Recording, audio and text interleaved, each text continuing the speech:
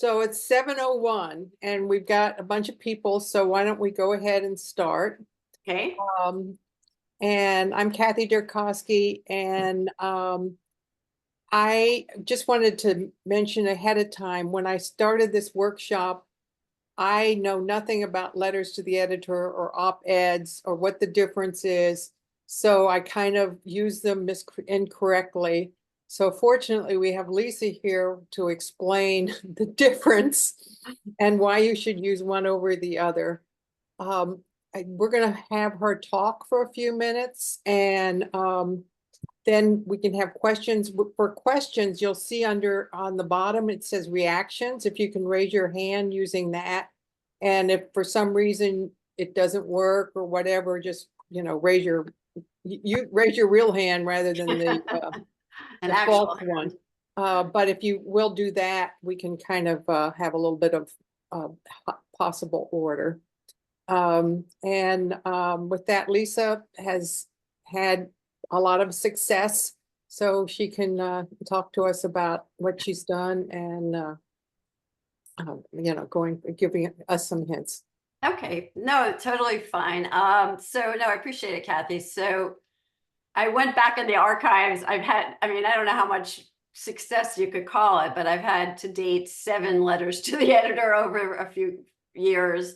So I guess that's some success. But and just to give a little background on me, I was a freelance writer for quite a number of years, and I wrote for the Post for a number of years. And then I wrote for Bethesda Magazine for a number of years and some nonprofits. So I retired myself a few years back and just became kind of curmudgeonly with the, political, realm. So I started this thing of writing, like I'll see something. So I was going to explain how this comes about. So, maybe I'll just start with explaining the difference, as Kathy was referencing, between letters to the editor and what an op-ed is. So a letter to the editor, is the way I look at it, is a critique of the newspaper. It's actually referencing something that's published in the newspaper, magazine, whatever, and you have some, you pick a nit at it. There's something that bothers you about it. You feel it's incorrect. It's a different point of view, or so it's a way of giving feedback to the media. That's your way. It's a letter, and they call them letters to the editor. So they're pretty easy to do, really. And what I recommend with letters to the editor is that you have to have something that sparks your fury, your sense of humor, your whatever. It has to be an emotional response, to be honest. It's like something that infuriates you is usually a good starting point. And then from there, you want to just find out what it is you want to say in that. So you're referencing the particular news story, say there's something about, and it can't just be a random, Trump is an idiot, Trump is, a menace to society or whatever. It has to be specific to an article in the paper. That's how I look at them. So it could be a headline, it could be a word in an article. So you want to be, I think the best thing we can do as hardworking Democrats is really become good readers first. So you want to be able to read the paper. We're lucky enough to have the Washington Post, because most people in the United States really don't have a paper of that extent. Most people really, there's very few newspapers left, actually. Print is not doing well. So we are fortunate. So I'm going to reference the Post in this case. So in my case, I recently had one where there was an article about a column by George Will, everyone's favorite,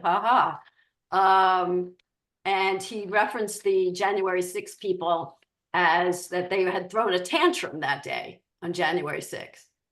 So, what? You want me to? Yeah, you can take that. Yeah, well, yeah, you can, I guess. Yeah, can you click on that, Kathy? So, Wait a minute.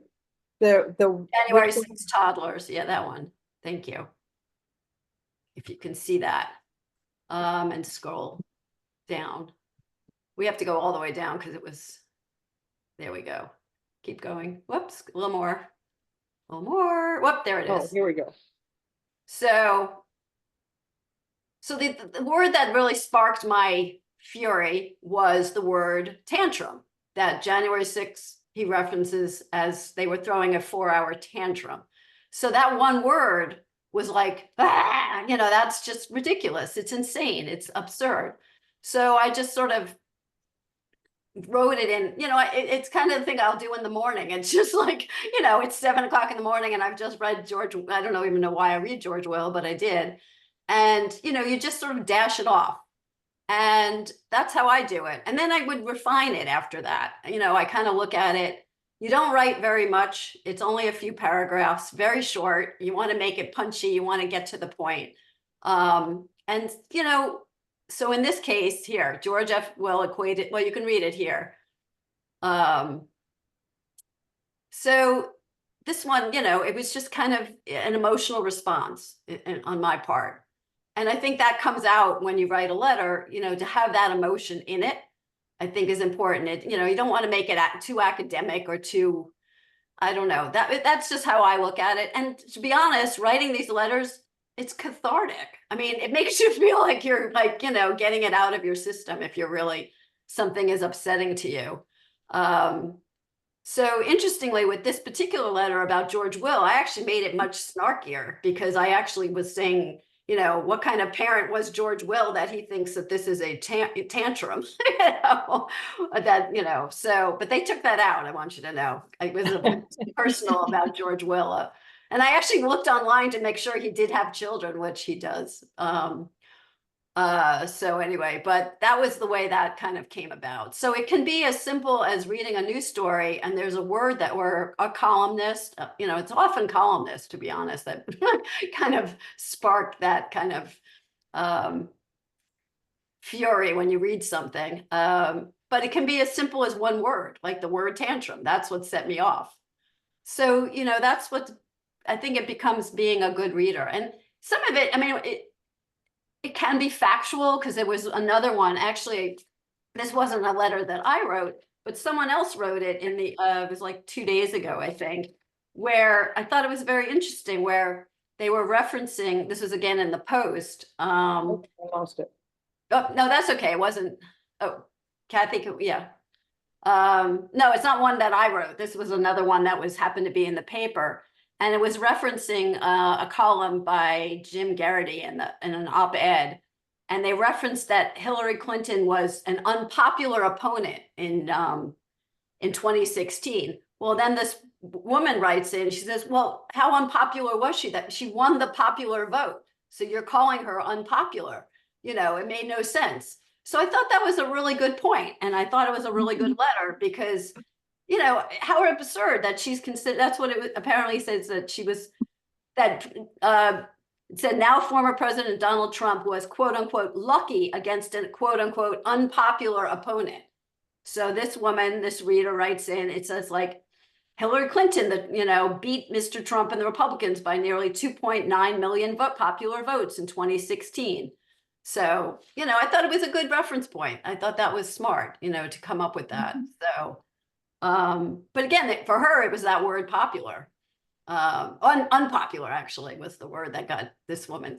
So I think if you want to, it's kind of a fun thing to do, to be honest. So if you want to, I'm assuming we all read the Washington Post, and there are other publications, but you're going to have to look more closely at the local ones. And we do have a list for you to look at. So I would like somewhere On here, the local newspaper, which Yeah. I'll send to people. So the thing with these, again, you'd have to actually read the publications and know these would be more local, I think, you know, obviously, except for MoCo 360, which is generally, and they do, you know, that's another option that ties in with Bethesda Magazine, right? So that's their online presence. So these are some of the local papers. And what we were kind of speculating is that this is in District 6, which is going to be a very, very competitive district now that Trone is bailed on it.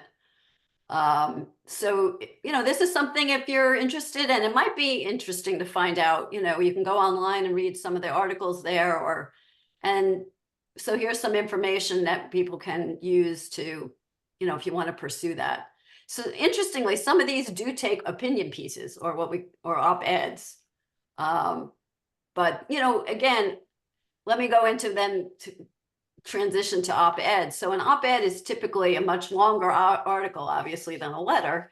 And I would say, like, especially for writing for the Post or the New York Times, that you would really need to have a particular expertise, or be somebody who had a very personal story that would tie in, that you could relate to. I mean, so it is feasible. I mean, if you're a good, if you feel comfortable doing that, maybe you have some backstory or some experience in your life that pertains to current issues. And I've noticed lately there's been quite a few op-eds by women who, between the abortion issue and, now the IVF issue. So those are kind of a way, if you felt comfortable, if someone wanted to write a very personal kind of story that ties in with a current event, I think those are feasible. I think just writing a long op-ed just randomly might be a little difficult, except for these local ones where it might be worth, I mean, these very local ones. The Post typically will use somebody who is a journalist or Secretary of State or whatever, has a title. But I don't want to discourage anyone. I think, in this community, there's so many people who have really interesting backgrounds and experiences that there might be something that ties in, Right, but one thing you were telling me is you have to put your name, you can't make up a name. Oh, God, no, absolutely. For letters, yeah, to go back to letters now, yes. So, I mean, I guess there was a little bit of talk that we could find someone who lives in this area or something like that and use their name. You can't do that. I mean, that's just not ethical. So you are using your own name, and you do have to, at least for the Post, there's not that much of a requirement except to say that you have not submitted it anywhere else, the letter. It has to be exclusive to the Post, say. And you also have to just disclose your where you live. I mean, you don't need an actual street address, like Potomac, Maryland. That's enough. So, so I think that's something, I think if we think about what we want to achieve, which is to critique the media, make sure that our democratic point of view is adequately expressed, I think it's a worthwhile endeavor. And as I said, I think like I said, personally, I find it really like cathartic. It's sort of like, I can't believe they had that headline in today's paper. I'm going to, but I mean, you don't want to write one daily or they're going to think you're a nutcase, but, you want to just something that seems important to you. And again, I think it's having that kind of emotion in it is important. Or like, if you have a particular experience or expertise, I mean, say it's something about the environment or climate change, and you are or were something at the EPA for many years and have some knowledge. If you have, that kind of professional knowledge, I think that really adds too. And then you would write that too in the letter, and you would say, I was whatever, work for the State Department. I know about such and such. I mean, there's plenty of people around here, who really had some interesting jobs or currently have interesting jobs like that. So I think that's important to utilize too. So I think that's what's really valuable, is that using that kind of passion. So I would start with something that really sparks you, looking for something that upsets you or makes you mad. That's good. There's a lot to be mad about these days. And then just, thinking about how your own personal either experience professionally or personally could tie in with writing a letter. Again, op-eds are a whole different thing. I mean, that's something that you'd have to commit to and spend more time. A letter does not have to take very long to do. It's not like, you're talking about maybe 3 short paragraphs. Typically, Is there any other? You don't want to go on and on. Any other links that you want me to open? Yeah, how about Larry Hogan, not popular, that one? That one seemed to have, my kids are constantly teasing me about this one because now that he's running, it's like, oh, the popular governor is running. So this was one where I just got really annoyed that the Post was constantly referencing him as the popular governor. It was like it became his first name. So that was what I kind of, played off on that, that they gave him a new first name of popular. And then, then of course, then the closer is, well, he's not popular with me, whatever, drop the. And it's funny because the New York Times, when Hogan announced, had a very similar perspective on Hogan. And I was like, oh my God, I can't believe we're going through this all over again. This is ridiculous. So I did write a letter to the New York Times that was different than this one, about using the word popular all the time in reference to Hogan. But unfortunately, that one went nowhere. The New York Times, I've never cracked the New York Times. Actually, that's the only letter I've ever written to the New York Times, but it didn't come through, amount to anything. But it did tick me off that they kept referencing him that way. So, and then there was one about Peter Franchot. You might want to here. You see that one, Kathy? Thank you. And again, this was just something that bothered me because there was I don't know if you noticed this, but in what year was this? Whenever he was running for, what was he running for? Governor, I think, briefly in the primary, or what?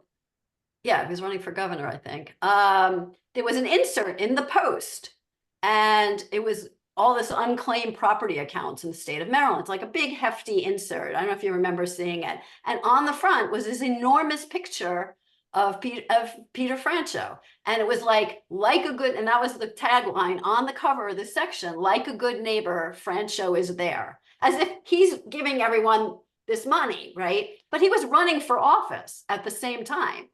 And it was just to me, it was so inappropriate because the state of Maryland paid for that insert, it was like our money was going toward that. So that was something that just bothered me. So I wrote, using our tax dollars to fund his own pseudo campaign ad that is not being a good neighbor nor a good candidate. So, that's another thing to call out, something like that. So these are kinds of the things that, sparked me personally. It just bugged me. It was like, it just seems so inappropriate. So that's the kind of thing. So, I think if we really become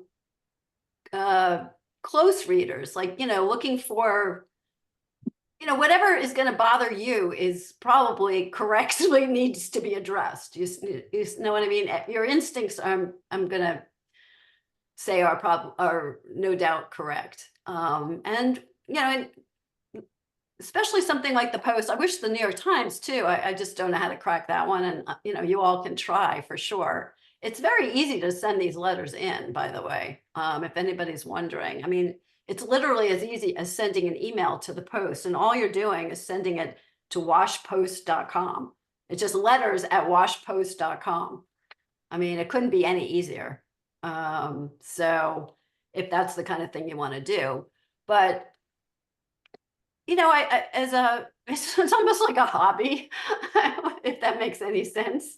It's kind of a weird little hobby, but I think it's an important one to continually critique the media, especially in this climate that we're in. So that would be my take on it. And again, if anybody wants to, work on an op-ed or longer piece, then go for it. Why not? With the Post, I think it would be quite challenging to get it published unless you had a particular story or, as I said, expertise. So you just sort of have to be more realistic about that. The letters, they actually publish quite a number of letters, the Post.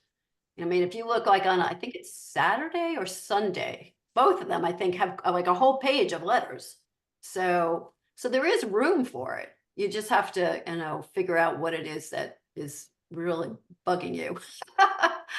And again, just random thoughts are not helpful. It's more to tie in with a particular article, a particular writer, particular headline, anything, that you see in the paper. So I think that's how you should think of it. We're critiquing the paper. And let's see, is there anyone else? Kathy, Nancy, Yeah, Nancy has her hands up. Oh, sorry, I didn't see. Go ahead. Nancy, go ahead. I was on mute, sorry. You know what, this was just randomly occurred to me, but can you, I know you sent the list of publications out before. Could you send it again after this call? Right. I'll do that for everybody who's here. That was all. Thanks. Yeah. And Oh, Lisa, I Ginger? understand Oh, there's yeah. no longer ombudsman. No, That was another unfortunately, way, of course, of making your feelings known, but there's no longer that option, correct? unfortunately, they no longer have an ombudsman. Mhm. So I think they did away with, it's quite a number of years actually at this point. Mhm. So, which is kind of sad, but it's the way it is. Mhm. And, oh, the other thing I just want to point out, so the way it works with a letter, at least from my experience, so, you know, I will email the letter and then I don't hear it. You don't hear it. Like I have, you know, like a couple days could go by and I'm like, oh, well, that one didn't work, whatever, you know, I kind of forget about it. And then next thing you know, you hear, you know, I hear from an editor at the and then, so, you know, there is a gap of time. So, you know, it's kind of interesting. And then they do give you a chance. They edit it, just so you know, so that you get back edited copy and then they let you approve it or not approve it or make changes at that point. So it's not like whatever you write ends up in the paper. They will shorten it, they will tighten it up, they will change things. But you do get the ability to approve it or not approve it. So, which is kind of a good thing. So just so you know how that would work. So it's any other, yeah. So as I said, with these, I think it would require actually reading some of the paper and finding out what the local issues are. I think it would be hard to write something without knowing what's, you know, these, again, you'd have to be a good reader of some of these papers, but I believe they're all online. So, and this one has up to 400 words, longer may be considered. That's the largest one, is the Frederick News Post. So that might be a one to look into, actually. If I was going to do any, I would probably look at If they that will, one. if they will accept it when you're out of town, because they may want to, you know, only Right. have local Right, people. it does say strong preference given. That is true. See, the one thing we're a little spoiled in this area because the Post is really a national, I mean, it's a national publication. So it's local. So we have it as our local paper and we're local people, but it is a national publication. So, it gives you sort of a, you know, in other words, someone could write a letter to the editor who does not live in this area and they would publish it. These are a little more challenging in that regard, you know, because they're much smaller, obviously. Oh, and then Kathy, maybe you could talk about the indivisible aspect. Yeah, so these are the indivisible links. So Yeah. this first one, if I go on, it asks me for my name. So, let's see, Phil, and then phone number. I'm going to put, I'll actually put the right one in, and then submit. And when I hit submit, then it says choose one. So it has a subject and a message, and then it has papers. What I found was interesting is the papers that they brought in: the Baltimore Sun, Patriot News, York Daily, News Journal, Washington Examiner, and we don't know what this last one is. The last one is a mystery. Has zero circulation. Circulation zero. That one's a bit weird. Yeah. But so this one, yeah. Yeah, I'll send you the links, but go ahead, Lisa. No, I mean, it's very nice that they're trying to get people to do this. The problem is I don't see how it relates to anything in a publication. So it's like, so you're writing a random topic, you know, so it's certainly worth trying. I just don't quite understand how it works in that sense. You know, what exactly are you critiquing in the papers here? So. But you could use, you know, Baltimore Sun or whatever, use that as a, you know, go ahead and read the Baltimore Sun. And right, the Baltimore Sun makes sense to me. I'm not familiar. Yeah, so I think that would actually be a good choice. If you were going to do it, I would do that. But I would read the paper. I would start reading. At least read maybe the op-ed pages. Op-ed pages are just a great place to find things that annoy you. Right. So Dee has a question.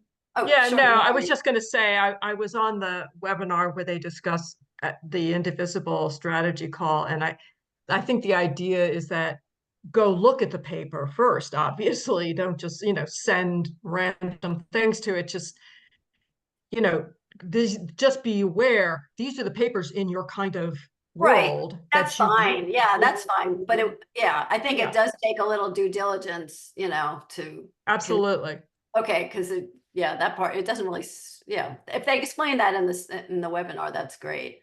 So I think that's good. I mean, the Baltimore Sun is a good source. I mean, I think that would be worth putting some effort into. The Frederick News Post, those really teeny ones, I'm not sure, But it's good to, try it. good and to see know what they have. about it, unless, or if you're familiar with those particular areas, maybe people have, vacation home or, Or maybe if you put your name down, you'll get a different list. That's the list I got. yeah, but that's based on where you live, right? So, right, that's true. No, that is true. So I think it's all, worthwhile to do it. And just, it would be nice if people want to try op-eds too, and some of these smaller papers. I think that would be great. You just have, This is the one on letters to the editor. And basically, well, you can make comments, but it says, what is a letter to the editor? What you were explaining. I'm not a writer. You say nonsense. I'll send links for this. right. And I think it's really important. I mean, the way I look at it, I think it's important to keep a sense of humor when you do some of this. Some of it can be, I call it snarky, maybe or humor, that's always good. I mean, that's a helpful thing, I think, in this climate. It's, Right. try to find something that's, entertaining. You want to try to be somewhat entertaining about it. And I think that gets, the attention of the editors too. And it can't just be a rant, rant. It has to be something that's focused, I think also. Again, try to be specific, I think it's too hard to write a general, like the world is terrible and everything's falling apart and we need to do something about it. You want to be really specific, and you want to put details in. So if you find something in an article and, use the details from that, from the article or the op-ed, quote it in the letter, what it is that's really, bothering you about it. So that's another way to do it. And I think, it's worth doing. And as I said, it's kind of fun in a strange way. And it is true about sharing your success. Let us know so we can spread it. Oh, absolutely. Yeah. So I think, that's pretty much what I can offer. Just and I think the most important, be brief about it too. Get to the point. Don't ramble. Don't go on for several pages. I always feel badly because, people put a lot of effort into it and then it's just not going to go anywhere. So you want to, short and punchy, basically, I think is the best approach. And, try to have a sense of humor when you can. And also, I think making it personal. I mean, I had one letter. I mean, just so you know, I'm sure people have all kinds of experiences and backgrounds. Oops, I'm seeing Nancy. Do you want to have a question? When you were done, go ahead and finish. No, I was just going to say, it's a good thing to put in your own personal, if you feel comfortable doing that, putting in your own personal story or background or some experience that you've had that ties in with the topic to make it really personal, I think is a good thing if that's something you are okay with. I mean, obviously for some people. You mentioned the link, and there is somewhere, I mean, I don't know the exact link to tell you, but if you Google, in the Washington Post, something about letters to the editor, there is a, suggestions for letters to the editor, and there is a link stated there. I don't remember what it is. I I'm haven't. not familiar, I'm not familiar with that. I know that like on the letters page, they tell you what the letters, they give you some ideas, they give you the address. They tell you they must be exclusive to the post and should include the writer's address and telephone number. And then says letters are subject to editing and abridgment. Please do not, oh, that's the other thing. Don't send attachments. Don't send anything as an attachment. That's really important, actually. So if you want to send a letter specifically to the post, just do it as a straight email. Don't write it separately and attach it because they won't open it, I believe. Okay, I thought there was a length, state, a suggested length or something, but, I'm not sure about that. I'm sorry. also, if I can look it up while you're telling us other stuff, I will try. Just also, just for people's information, they do, as my experience is that they write back to you and say, are you really this person? They're sort of like verifying that you're a real person and you really live in wherever you live and all this stuff. Right. I mean, if they're gonna, the first time you get a response, if you get a response, it would be saying your letter is being considered. That's the first step. And then you say, and then they ask you some questions. Is this really you? Did you send it to anywhere else? Is it, or is it, so that you're right. So there's a few little questions and then you respond if you want to. And then whatever period of time, maybe a day goes by, or it could be a couple hours, and then they send back their edited version of it. And then you have as I said, the chance to, change it or add things or, disagree with them or whatever. So that's true. Yeah, and we don't want to misrepresent ourselves. I mean, you have to be, to me, I think it's an ethical thing. So I'm sure that there are people that submit stuff under other names or whatever, which is not a good idea in my opinion, but I'm sure it happens. I don't know how much due diligence they do on their end, to be honest. I have no idea. It's, one would hope that they would at least Google the person or something, but I have no clue how that works. So again, it's kind of a fun thing to do. So, just as I said, So Lisa, there's some comments in, okay. let's see, is there a time frame that you need to respond to a certain article or story? What I do, because I do it right away, and it's usually like at some early hour of the morning because I get up really early and I'll see something, I'm reading the paper, and so I'm doing it at like, yeah, I would think so. But interestingly, I've noticed sometimes they publish letters about an article or an op-ed that was maybe 10 days earlier, a week earlier. So it's a little nebulous on that point. I think the sooner you do it, the better. And also, you want to have that fire in you when you read it. You want to put that into your writing. So if you wait a week, are you really going to do it? Probably not. I'm guessing. Yes, Nancy. Oh, I did find it. So you can. What is it that they have? I'm curious. I Googled letters to the editor, Washington Post, and the second link, the first link was the actual letters that were written today or something. The second link, but it says we prefer letters that are less than or equal to 250 words. Right, short. Yeah, that's really, it is important to keep it short. I mean, because you think about it, they're getting a zillion submissions of these things. They don't want to, have to deal with too much text, I think. Ginger, for that, I don't know if is there a chat in this meeting that I could paste it, but it does say. There is a chat on the bottom. Okay, so it has guidelines for letter submissions. Yeah, it's the same. It's in the paper every day. If you look on the letters page, it's right at the bottom. Oh, okay. Yeah, so click on the 3 buttons where it says more, and then you'll see the link for chat for this meeting. Okay, anyway. There's another, Lisa, there's another comment. Ginger, I'm sorry, yeah, Ginger. Yeah, I can't find the hand raise emoji, but no worries. In District 15, both Margaret Hadley and I have also had letters to the editor published, and it's exactly what Lisa is saying. They were things that we were passionate about and very knowledgeable, and we were both kind of shocked, but we got our letters published, as does a neighbor across the street from me. So it's very possible to do this if you follow the guidelines that Lisa's just shared with us, which was very, very helpful. Also, I'm going to share with you, and I'm a little broken record on this, but I follow a blog from someone who's in California who follows what's going on in the media and has a following of people who write to the media because of the alternate equivalency that they are creating between Trump and Biden. So I'm going to share that blog. It's the first thing I read before I read the Washington Post every morning.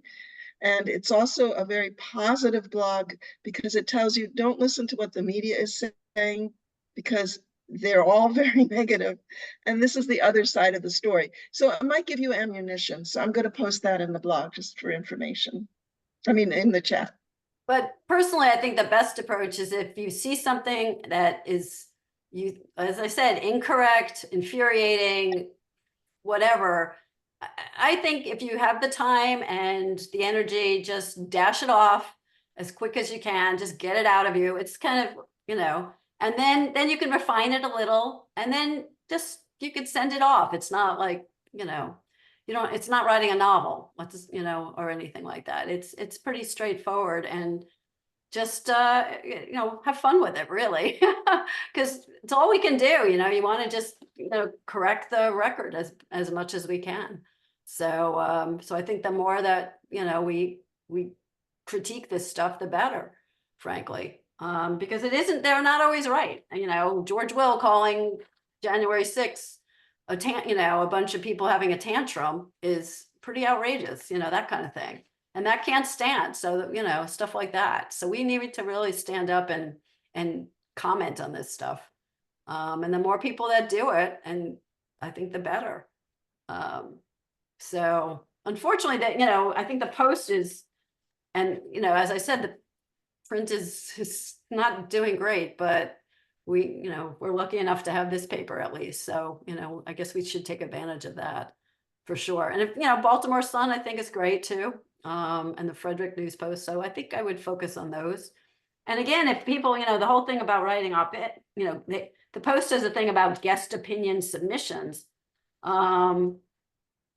It's like, well, yes, but again, if you have that, as I said, I'm repeating myself, but, particular knowledge of a particular subject, maybe that's something you want to try. There are people that have that specific knowledge of different issues in their background. So, why not go for it? Can't hurt.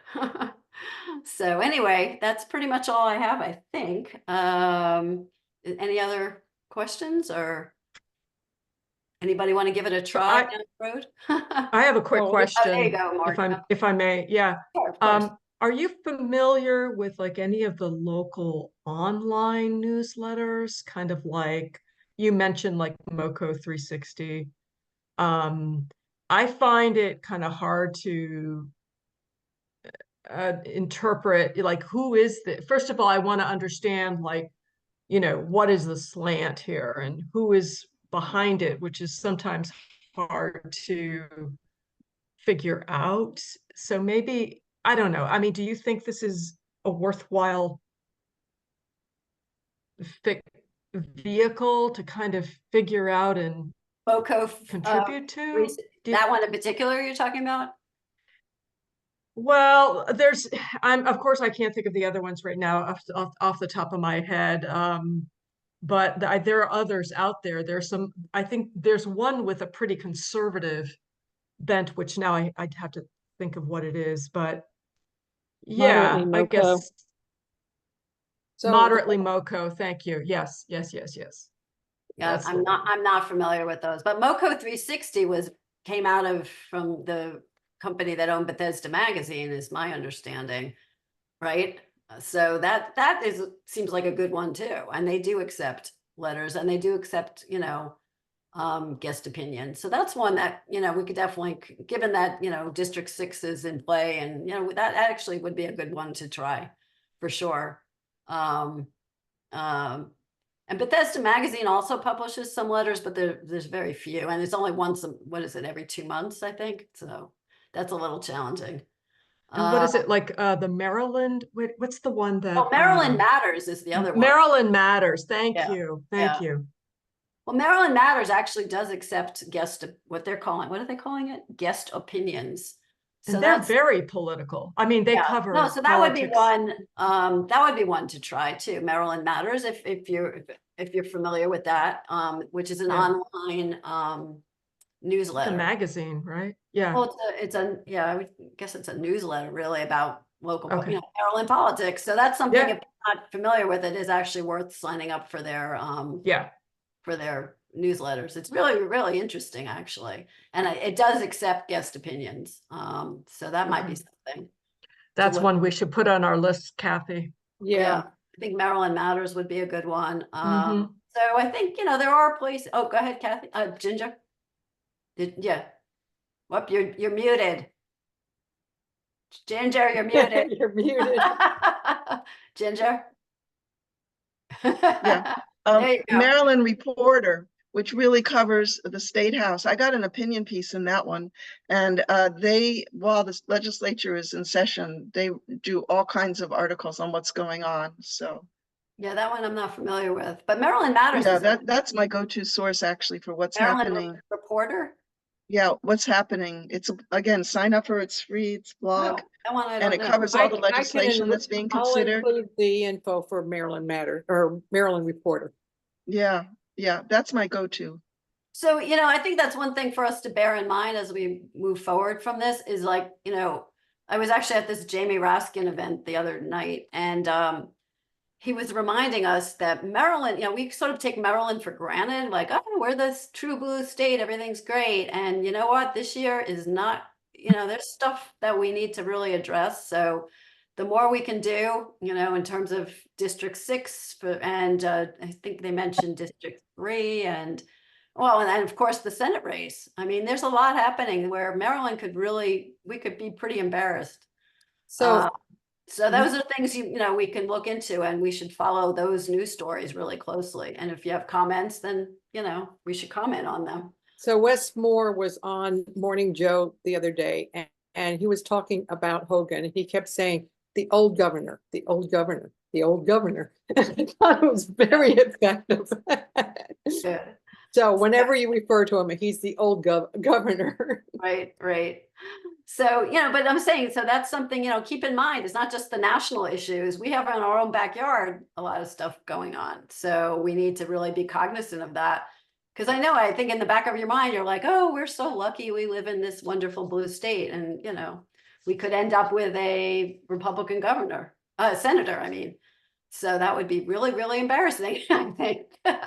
And D6 could flip And because DC, Trone isn't running in right. it. So we- D6, and that would really affect the balance in the House. So that's probably So the these most things are important really election important. we So, have going for us.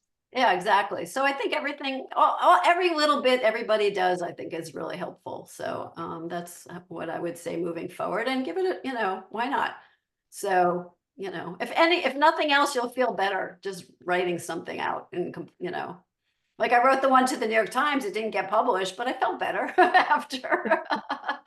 So there you go, so it's always worth a try. So that's the way it goes. All right. So anyway, unless anybody has any more questions or. Does anybody have any? I guess not. Okay, so we get to go and listen to Biden speak. Yeah, fingers crossed, right? Yes. So don't thank know. you very much, and I will Yeah. follow through. Okay, good. I hope to see a lot of more letters in the paper.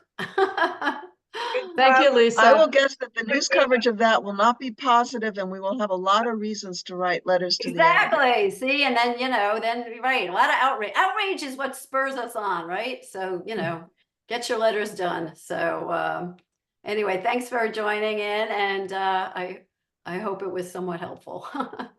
All right. Take care, Okay. everybody. Bye. Okay. Okay, Bye-bye. bye. Thank you.